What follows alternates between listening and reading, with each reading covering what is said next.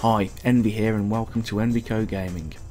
I'm going to continue my videos on Shroud of the Avatar by picking up the skill tree system and the card combat system at level 10. It can always be a little bit daunting to understand how the card combat system actually works and to make that transition from the standard fixed glyph system to the random card based system, or indeed the hybrid system. So join me in game and we'll check it out. Right then, following our expedition in the North Vale way, we should have finally reached level 10. You can check this by looking at the lower experience bar, which you can see I'm level 10, or by opening your paper doll by pressing C. You can see there I'm level 10. We should have also been able to collect a fair few animal hides, which you can see there. I have collected 18. You can check this by opening your inventory by pressing I. Now if you remember, I spoke about this farmer over here who buys animal hides off you for 15 gold coins each. So let's see if we can do that. Let's double click him. You'll open into the normal buy sell inventory, and if you click sell, you'll see animal hides there for 3 gold each. That's not what we want. So if we just bring up the conversation we've got, we can see he talks about hides. Now you can ask the question hides, or you can just click on it. So I'm asking about hides here, and he says there we go. You'll buy them off me for 15 gold per hide. So my answer is yes, and there we go, I've done that. So I can close that window and I can close the chat to the farmer, and I've been awarded 270 gold. You can do this as often as you like, so just keep those animal hides on one side and see how far we go. Right then, back to the skill trainer and the combat system. Before we look at the skill trainer, I want to quickly open the deck system by pressing Y. Currently we've got an auto deck. Never ever use this, it's absolutely awful and abysmal, just ignore it. You can't delete it, but just ignore it. And you've got this equipped combat deck with 7 locked glyphs. That's the one you've currently been using. We don't want that one either, so let's just delete that. For now, just click on new deck and we can ignore the glyphs for the moment, and essentially you can have up to 10 glyphs. So we know we need to get 10 glyphs now via the skill trainer in order to complete our deck. So let's close that now. So if you go to the skill trainer and double click him, we'll see we've got different kinds of skills. We've got adventuring and crafting. Let's just quickly deal with crafting and just reset everything first. Click the reset button. Now refining and production aren't currently switched on, so there isn't much we can do about that at the moment. But we do have 28 points to be spent amongst agriculture, field dressing, foraging, forestry and mining. The ones I would probably recommend investing points in first would probably be field dressing. So let's just put a few points in this.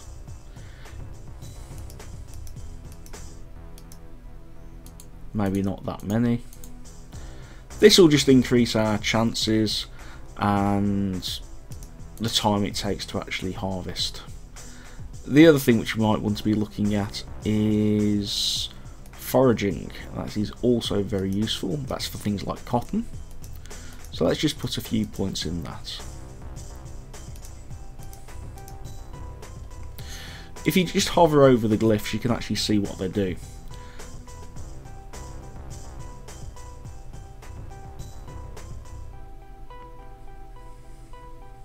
So really it's the skillful harvest, which in many ways is quite important. And this last one, which will be unlocked a bit later on, that just gives you a chance of not actually consuming the node, so to speak, so you can harvest it again. So that's quite useful to have. But we're currently very low level, so there's not much we can really do with these. As I say, I would stick with field dressing and foraging. In actual fact, let's reduce the foraging a little bit, and let's put a few more in field dressing, because that's where we can get our animal hides from to sell to that farmer. So there we go, done. Right then, let's click on adventuring. This is the main part, which is, you know, we're really interested in. As you can see, we've got 101 points to spend. Now we know that we've got a sword, so my advice at the moment, let's just stick with blades, which is the sword. And we don't need that many glyphs, so you can have a read through what everything does a bit later on. I'm not going to go through every single thing now. When we level up more, I will produce a more robust and interesting deck system, and I'll be going into a lot more detail on what some of these additional glyphs actually do. But for now, we just want something fairly straightforward and simple. My advice is to put 3 points into thrust. You'll also notice it actually costs us gold to actually put points into the skill tree, so that's one of the main reasons why I went and sold the animal hides to the farmer, so made sure we got enough gold to actually do this. So thrust, it's powerful melee attack, it's useful, it's good, we want that. Double slash, we want that. Let's have 3 of them. Blade speed, that's okay, but what you really want it for is to actually unlock these below, which is vital points and blade mastery. Blade mastery increases damage, so we want a few of them. In fact, let's max that out if we can.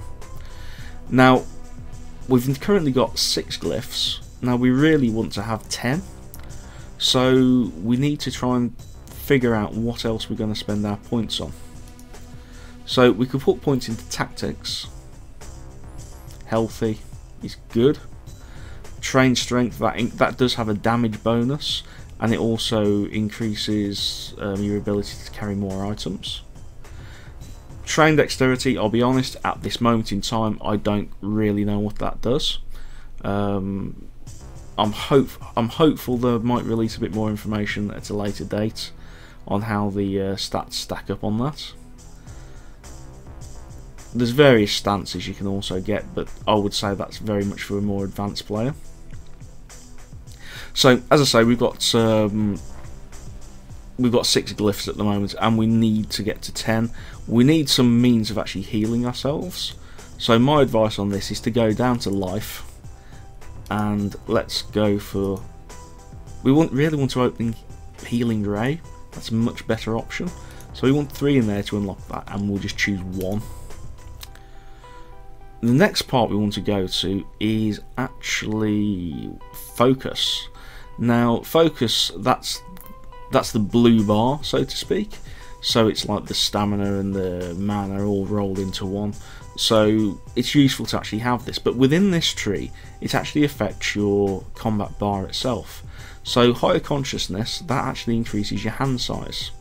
So if we increase that by an additional 3, we'll have 3 extra glyphs available. Eidetic memory, that's useful because it enables you to open up a hybrid glyph system. So instead of having the random card system which deals out whatever cards you've got in your deck, which can be a little bit awkward at times, it'll actually allow you to actually fix a number of those glyphs so they're permanently there.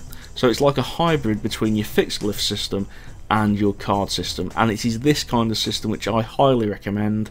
You don't want to be going with the fixed glyphs. I know that people might be used to it, but hate to say, you're not going to get very far with that.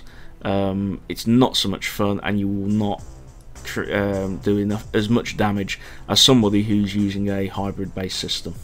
So my advice on this is, you've got eidetic memory, you've got a large healing spell. We want to just fix that healing spell so you can heal yourself at any point in time. So let's just have one of them, just for the time being. Now the other training intelligence, that's more attached to magic spells. The higher that is, the more damage output. It'll also have an impact on your focus bar as well, by giving you more focus points. But the ones we really want to open up are this concentration. Not quite so important. It increases the amount of time that cards remain in your hand. But the one we really want to open up is mental reflex, because that increases the speed in which the cards are actually dealt out into your deck.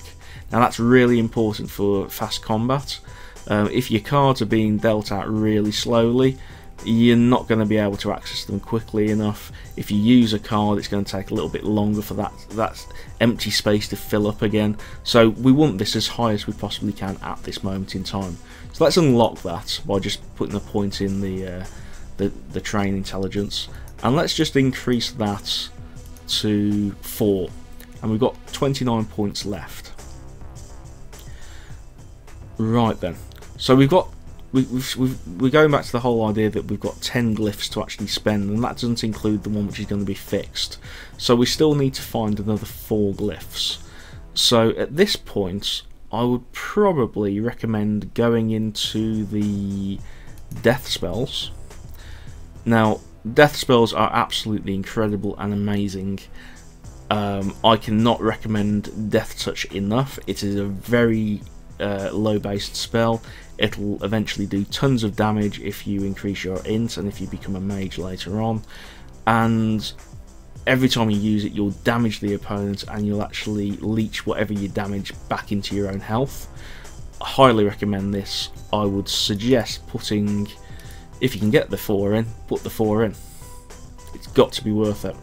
We also want to increase the damage attached to that, so let's increase the Death Mastery, increase the effectiveness of it.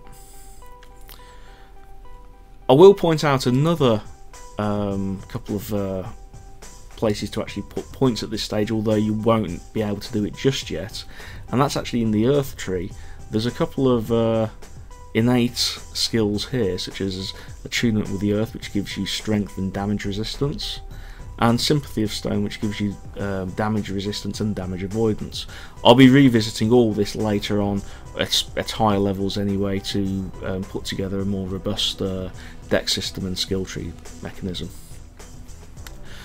So, in theory, if we go back onto blades, we've got 6 across those two, and we've got 4 there, so that will give us 10 glyphs in total. We've still got 5 points remaining, so at this stage I would recommend putting maybe 1 in strength, 1 in healthy. If we go back onto the blade system, let's put a few more in vital points if we can. We've still got a point left. Let's pop back onto tactics and put another 1 in health. Actually, no, another 1 in strength. So that's our combat tree done at this moment in time. So we can just close that now. Now then, let's create our deck. If we press Y, we'll be back at the deck system. So if you click on the custom deck, which we created a little bit earlier, and click on Modify, you'll come up with the these glyphs here. We don't want to show everything, so let's untick that. So this is what we've got. Now, hand size maximum of 7. That's the maximum we can have at this moment in time. That was through the focus tree. Draw speed, we can change this. We want it very fast because we put a shed load of points in that. So that's what we want. That's still at fastest. You can't do anything about that at this moment in time. Now going back to the lock glyphs. Now it says drop to lock, so which one do we want to lock? We want to lock the healing ray, so we just drag that over and drop it. That's the only lock glyph we can have, because that's all we put in the focus tree. You can put more in, but I wouldn't recommend having more than, say, 2 on a hand size of 7. Increase your hand size first before you go for more than about 2. Now we need to just build up at the deck itself, and this is really simple. We just drop in the thrusts,